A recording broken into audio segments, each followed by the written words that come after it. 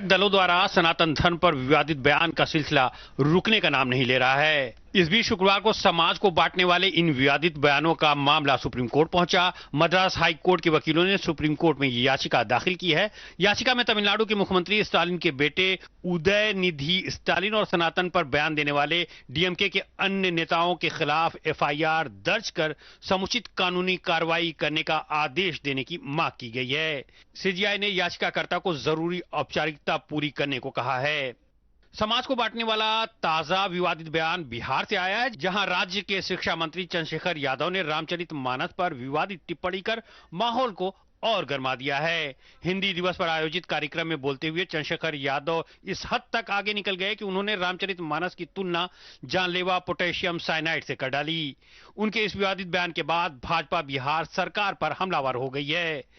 हमारे खड़गे साहब के बेटे प्रियांक खड़गे, जो कर्नाटक सरकार में मंत्री हैं, वह दोबारा सनातन धर्म पर आक्षेप करते हैं और उसके बाद तमिलनाडु का एक मंत्री दोबारा आक्षेप करता है। मैं क्या समझूं इसको? आज दिन तक सोनिया गांधी चुप है। आज दिन तक राहुल दुनिया भर में जाकर के संविधान की बातें करते हैं, लेकिन एक शब्द भी इस पर कहने से बचते हैं। ये तय कर लिया, एजेंडा बना लिया कि सनातन हिंदुओं को समाप्त करना है। ये ठेका पहले स्टालिन के कुनमा को दिया गया, अब लालू यादव और नीतीश कुमार कैसे पीछा होते?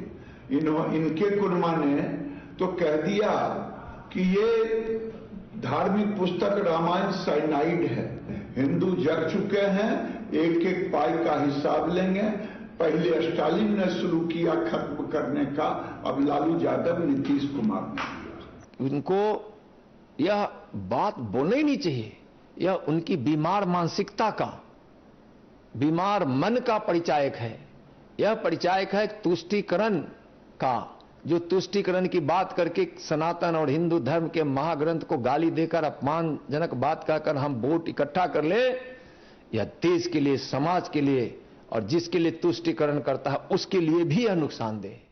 उधर लोजपा नेता चिराग पासवान ने भी बिहार के शिक्षा मंत्री चंद्रशेखर यादव को आड़े हाथों लिया है। उन्होंने कहा कि शिक्षा मंत्री बिहार में शिक्षा के अलावा हर चीज पर ध्यान दे रहे हैं। उन्होंने इसे नफरत फैलाने वाला बयान बताया।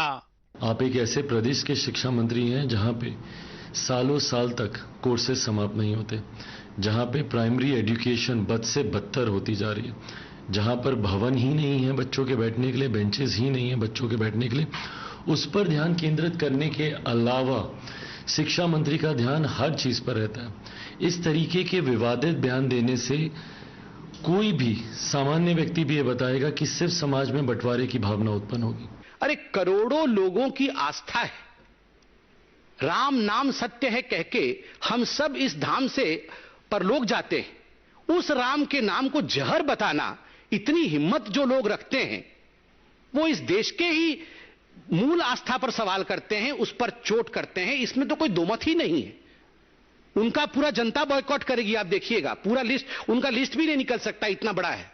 तमिलनाडु के मंत्री उदयनिधि से शुरू हुआ विवादित बयान का यह सिलसिला रुकने का नाम नहीं ले रहा है। इस फहरिस्त में लगातार नए नाम जुड़ते जा रहे हैं। सनातन धर्म पर हो रहे हमले के बावजूद कांग्रेस नेतृत्व में खामोशी है। भाजपा कह रही है कि मोहब्बत की दुकान में एक खास धर्म को क्यों निशाना बनाया जा रहा है। पीएम मोदी ने गुरुवार को मध्य प्रदेश की एक जनसभा में सनातन धर्म पर हो रहे लगातार हमले पर करारा प्रहार किया था। पीएम मोदी ने लोगों को सावधान करते हुए कहा था कि ये नफरती लोग देश को तोड़ना चाहते हैं। प्रधानमंत्री ने जोर देकर कहा था कि भारत को जिन विचारों और संस्कारों ने हजारों वर्षों से जोड़ा है, उसे घमंडिया गठबंधन तबाह करने में लगा है। इससे सतर्क रहने की जरूरत है। Bureau report, DD news. बढ़ते हैं दूसरे खबर